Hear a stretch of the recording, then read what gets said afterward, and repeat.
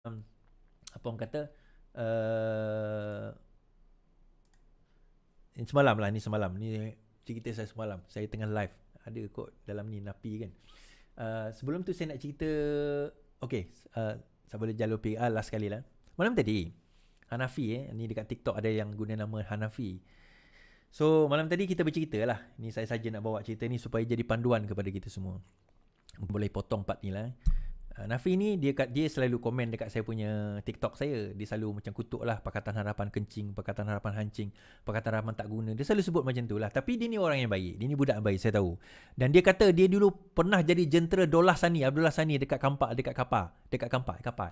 Kelang lah, dekat Kelang. Dia pernah jadi jentera. Saya tanya, jentera apa? Oh, saya pacak bendera dan jadi pacar. Okey, tak apalah. Kan? Masa tu ramai je yang pacak bendera dan jadi pacar. Tak ada isu. Dia nak jadi jentera. Kemudian dia kata dia first time mengundi. Tak ada masalah. Kemudian bila dia kata hancing. Rasanya dia ada ni. Hancing, saya suruh dia naik. Ni Napi dengar baik-baik. Ni saya suruh dia naik. Kenapa?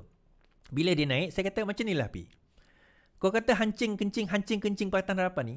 Kenapa kau kata dia hancing kencing? Oh, sebab dia tak tunaikan janji. Okey lah Pi. Saya kata, malam tadi Arman, bekas ketua penerangan Tangga Batu pun ada malam tadi. Dia tanya, okey, kat mana yang hancingnya? Tidak menunaikan manifesto. Okey. Sebelum dia cakap tak menunaikan manifesto, dia kata Anwar Ibrahim janji untuk mansuhkan PTPTN tapi tak buat. Ni saya tanya soalan ni, Pi. Tahun 2014, tahun 2018, Anwar Ibrahim kat mana? Saya tanya. Anwar Ibrahim kat Pematang Pauh lah. Mana saya tebuk lagi? Anwar Ibrahim kat Pematang Pauh. Kau cuba sekali lagi, Anwar Ibrahim kat mana? Anwar Ibrahim kat mana? Ya, PRU ke-14 2018, Anwar Ibrahim kat mana? Oh, dalam penjara. Ya, kalau dia dalam penjara, bila masa dia buat janji tu? Bila masa dia buat janji? Tapi Anwar Ibrahim pernah berjanji? Ya, saya tak menafikan Anwar Ibrahim pernah berjanji. Tapi adakah itu janji manifesto Pakatan Harapan? Saya kata, buka manifesto Pakatan Harapan, baca. Jangan jadi bangsa yang malas membaca, lepas tu tiba-tiba nak tuduh orang sebarang-barangan dan buat konklusi yang bodoh. Kita akan ditertawakan orang. Tu masalahnya kita ni. Kata kononnya kita kecewa dengan Pakatan Harapan sebab tak menunaikan janji. Lepas tu saya kata dia, janji yang mana? Janji yang mana tak ditunaikan? Saya kata. Janji yang mana tak ditunaikan? Oh, janji 100 hari. Okey, yang mana satu? Daripada ada 10 janji. Yang mana satu? Dia kata, saya tak ingat lah. Lama dah. Okey, tak apa Napi. Saya pun tukar, saya pun switch saya punya kamera. Saya buka saya punya laptop. Saya tunjuk skrin. Ni ada 10 janji dekat dalam skrin saya ni. You pilih yang mana satu janji daripada 10 ni yang tidak ditunaikan. Dia tak boleh jawab. Saya kata, Pi, you made a claim. Anda membuat satu tuduhan. Bila anda menuduh, anda kena buktikan. Bukan tugas saya nak kena jawab anda punya soalan. Anda kena buktikan dengan fakta, dengan poin. Kalau dia kata janji ini tidak ditunaikan, sebutlah dekat muka surat berapa, dekat poin berapa, dekat mana. Yang ni dia tak berjaya bawa tuan-tuan. Lepas tu berani nak claim yang Pakatan Harapan hancing. Saya tak nak bawa cerita Pakatan Harapan ditakbir oleh Mahathir. Semua tu saya tak nak bawa cerita tu.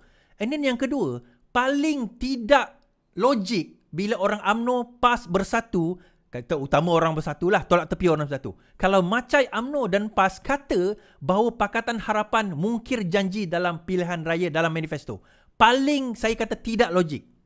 Kenapa? Janji manifesto tu berapa tahun tuan-tuan? Saya tanya tuan-tuan, janji manifesto tu untuk ditunaikan dalam masa berapa tahun? Tolak tepi yang 100 hari janji manifesto untuk berapa tahun? 5 tahun. 5 tahun. Dia macam ni, kalau saya ada kontrak, kalau kita ada kontrak, A dengan B ada kontrak. Okay? A kata, saya akan deliverkan barang ini kepada anda dalam masa 1 bulan.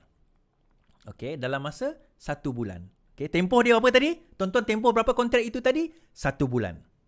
Katakanlah, dalam masa 1 bulan itu, tak sampai 1 bulan. A bagi tahu B, saya akan hantar kontrak ini, barang ini dalam masa 1 bulan. Tak sampai 1 bulan, tiba-tiba B tarik balik kontrak tersebut. Saya tak nak barang tersebut. Breach of contract.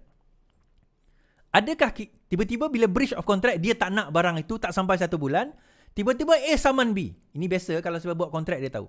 Tiba-tiba A saman B. Dia kata, anda tak menunaikan janji anda untuk menerima barang saya dalam masa 1 bulan. Boleh tak A buat demikian? B kata, tak ada. Kamu yang gagal menunaikan janji kamu. Janji kita sebulan. Barang tu sampai sebulan. Tak sampai sebulan, kamu yang breach of the contract. Kamu yang break the contract. So, siapa yang salah? Saya ke kamu? Dalam hal ini, yang breach the contract siapa, tuan-tuan? UMNO. Yang breach the contract dalam manifesto Pakatan Harapan adalah UMNO dan PAS. Kenapa mereka breach the contract? Kerana mereka bersetuju untuk menjatuhkan kerajaan yang sah. Dengan itu, mereka telah membatalkan kontrak Pakatan Harapan. Therefore, Macai-Macai dan Walaun mereka tidak ada hak, walau seinci pun, untuk menuntut janji-janji manifesto Pakatan Harapan. Tidak ada hak, kerana janji itu untuk 5 tahun, bukan 22 bulan. Sebab itu kalau saya nak berdebat dengan Macai dan Walaun yang mana kata, manifesto Pakatan Harapan hancing, tidak ditunaikan. Saya kata, kenapa tak ditunaikan? Kerana kamu ini tak ditunai, itu tak ditunai. Kerana kamu yang membatalkan kontrak tersebut. Parti kamu yang membatalkan kontrak tersebut. UMNO dan PAS lah yang membatalkan kontrak tersebut. Macam mana pula UMNO dan PAS membatalkan kontrak tersebut? Sebab kamu bersekongkol dengan pengkhianat untuk menjatuhkan kerajaan yang sah. Therefore, kontrak itu tamat. Ini kalau siapa belajar law of contract, dia ada offer, dia ada acceptance. Dia ada tawaran, dia ada ijab, dia ada kabul. Ijab kabul. Dia ada akad, ialah dia ijab kabul lah. Dia ada akad dia, lafaz akad dia, kemudian dia ada penerimaan dia. Dia ada acceptance. Now, dalam pada kontrak tersebut, tempoh kontrak tersebut, manifesto ini kontrak. So, dalam tempoh kontrak tersebut, tiba-tiba, tengah-tengah dia ada breach. Ada breach. Tapi diorang ada 22 bulan untuk menunaikan janji tersebut. Is it? Adakah dalam Pakatan Harapan selain 100 hari itu, yang lain itu dia kata kami dengan ini akan mengambil masa 22 bulan untuk menunaikan janji-janji ini? Ada tak? Saya tanya Macai yang sama. Ada ke tak ada? Tak ada lah Kalau tak ada, kenapa? Yang membatalkan kontrak itu kamu. Bila kamu bersedia menerima tawaran pengkhianat-pengkhianat untuk membentuk kerajaan baru. Di situlah kamu membatalkan kontrak manifesto Pakatan Harapan. Tapi Mahathir kata manifesto itu bukan kitab suci. So what's your point? What's your point dengan manifesto itu bukan kitab suci? So what's your point? What's your point? Saya kata, apa point kamu dengan menunaikan janji dengan manifesto bukan kitab suci? So what's your point? Kan? So what's your point? Tapi Pakatan Harapan tak berjaya menunaikan janji. Janji apa? Janji apa yang dia tak berjaya tunaikan?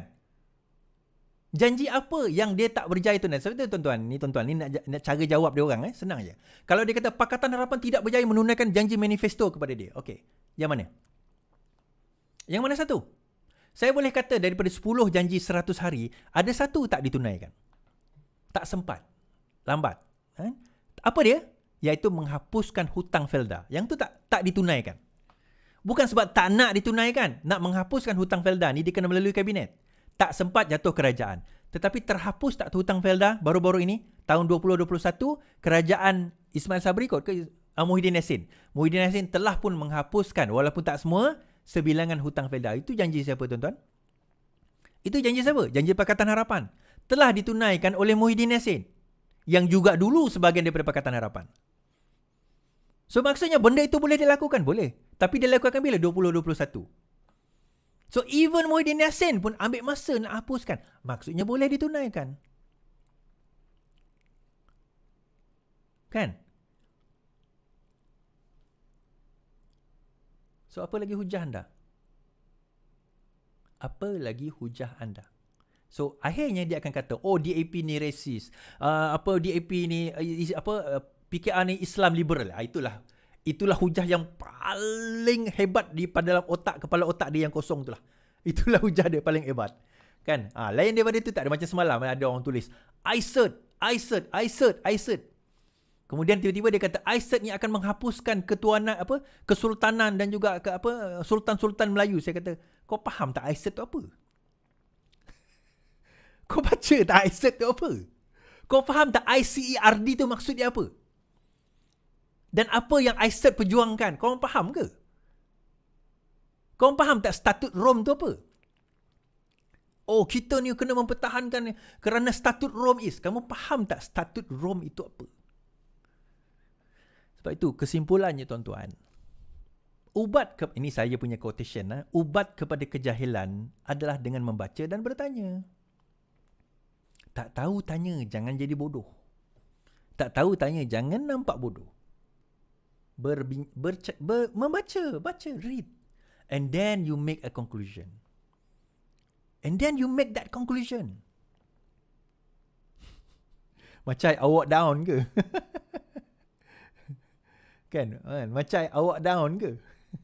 Ada yang kata DAP itu komunis. Is simple. Jawapan kepada orang yang kata DAP itu komunis simple. Tolong buat laporan kepada polis. Kerana kalau dia komunis, mengancam keselamatan negara tau. Tolong buat laporan.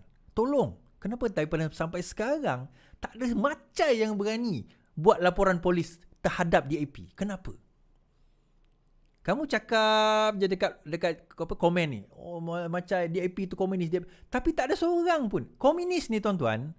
Komunis ni nak cerita. Siapa yang komunis boleh kena tangkap. Di bawah pota poka tau.